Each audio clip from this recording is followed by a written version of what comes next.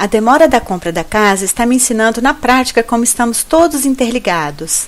Eu tinha ou tenho meus entraves, meus medos, raivas, ansiedades que impedem que os resultados sejam alcançados rapidamente, mas definitivamente não estou sozinha nesta empreitada.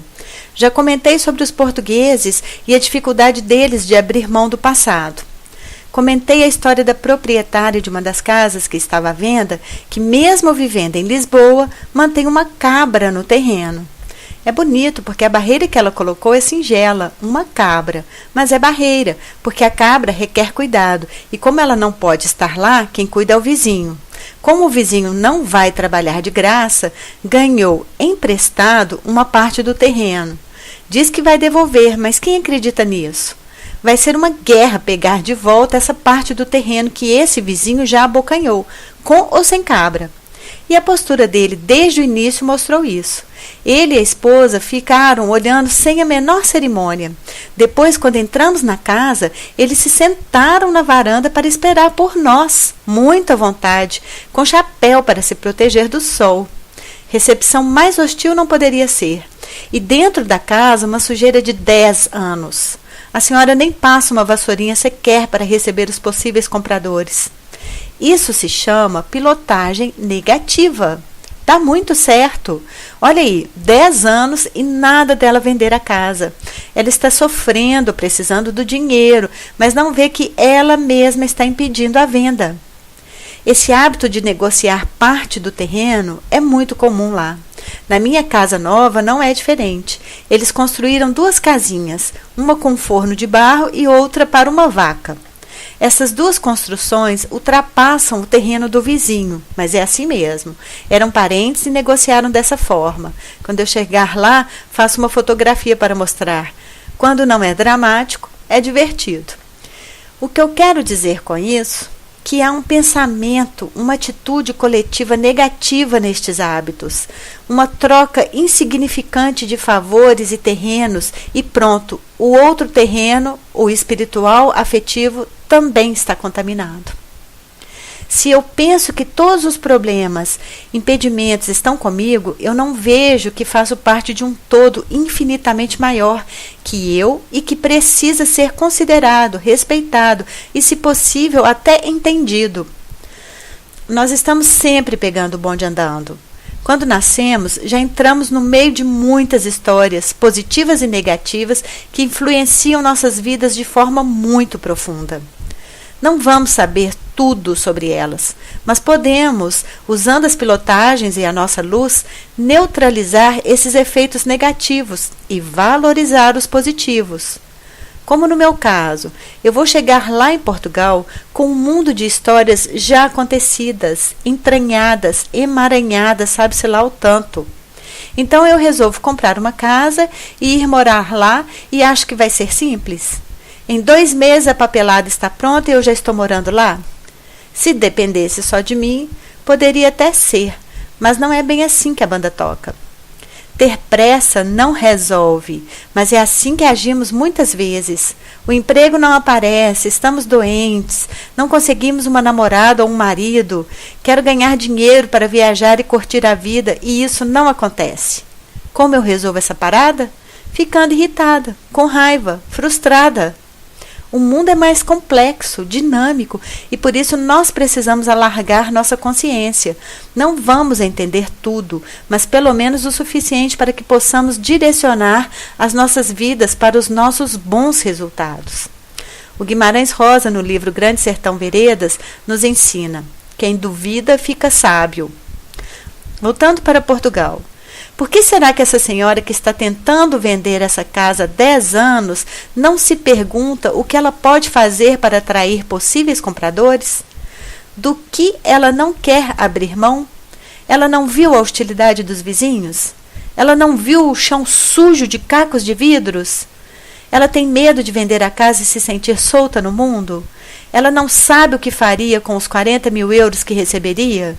Com o dinheiro na mão, ela finalmente poderia realizar alguns sonhos, e isso seria o fim das reclamações? Se sentiria traindo seus familiares? Então ela fica entregue ao destino? Ela está respeitando os limites que ela própria se colocou ou aprendeu a se colocar, Herdou da mãe dela, por exemplo? É isso que o Grabovoi quer nos ensinar, que nós é que colocamos limites. Nós é que dizemos o que pode ou não pode ser curado. Porque acreditamos que uma gripe pode ser curada, mas regenerar um dente não? Na Rússia, desde 2009, foi decretado que não existe doença sem cura. Mas nós insistimos em dizer que é fácil dizer, mas na prática é tudo diferente, e o meu problema não vai ser resolvido nunca. Se não mudar o modo de ver, sim, os resultados positivos nunca chegarão. Pelo contrário, os resultados negativos estarão lá para confirmar nosso modo de pensar. Uma dica valiosa. Para largar a consciência, faça todos os dias os exercícios de concentração para os 31 dias dos meses. Eles são fantásticos. Sem eles, os resultados com as pilotagens ficam lentos. Precisamos ver como Criador e os exercícios nos levam a esse entendimento. E esse limite pode ser coletivo, cada um do seu jeito, mas com o mesmo objetivo, não ultrapassar as barreiras impostas, sabe-se lá por quem.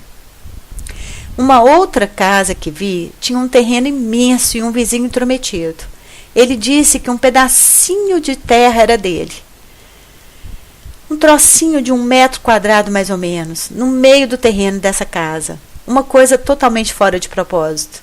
Nem sei se ele tem documentação provando isso. Tanto faz. Imagina o inferno que esse vizinho pode provocar na vida de uma pessoa por conta desse pedaço inútil de terra. Quem tem a coragem de comprar uma casa dessas? Eu sei muito pouco de Portugal. Sei que a maioria dos jovens não querem morar lá nesse local porque querem ir para grandes centros em busca de oportunidades. Sei também que há uma quantidade relativamente alta de suicídio de velhinhos por se sentirem sozinhos. Portugal está em alta. É um país lindo. O custo de vida não é tão caro como os outros países da Europa e é o 3º país mais pacífico do mundo. Não só os brasileiros estão indo para lá. Nesse local onde estou comprando a casa, os corretores atendem constantemente ingleses, suecos, franceses e alemães. Ficar parado no tempo e nas histórias não é a melhor opção. Isso vai contra a dinâmica da vida, do mundo que se renova a cada 10 elevado a menos 17 átomos por segundo. E não só os estrangeiros vão se beneficiar com toda essa mudança que a ida deles para lá vai proporcionar, mas para os próprios portugueses, velhos e novos. Mas é preciso vencer a barreira que já existe, a barreira da negatividade coletiva. Mas também neste caso não estamos sozinhos. Existe um batalhão de pessoas querendo mudança, se dedicando a ela. Nunca estamos sozinhos. Isso é só uma ideia superficial de como estamos todos interligados e como uma atitude nossa tem um alcance inimaginável. O Grabovoi vê tudo isso, inclusive ele vê civilizações passadas e futuras. Às vezes, ao ensinar uma pilotagem como a de regeneração dos dentes, ele diz: na civilização atual. Por isso, ele nos ensina que uma atitude saudável na luz cura o mundo todo. Uma célula que se cura, cura o mundo todo. Atitudes simples, diárias, na positividade, ou seja, num desenvolvimento constante e harmonioso, curam o mundo todo. Ver uma pessoa chata na eternidade, pilotar para uma pessoa doente, cuidar de um animal, cuidar de si mesmo, amar. Mas o amor de verdade, na positividade, não é a cobrança nem o julgamento.